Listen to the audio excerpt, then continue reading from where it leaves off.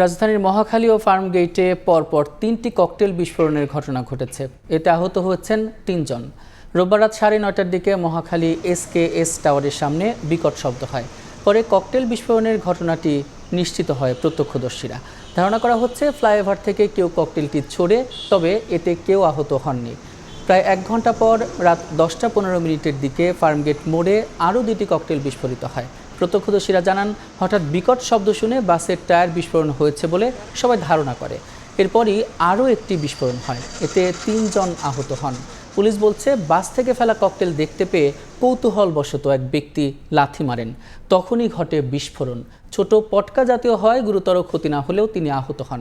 প্রাথমিক চিকিৎসা শেষে আহত ব্যক্তি বাড়ি ফিরেছেন।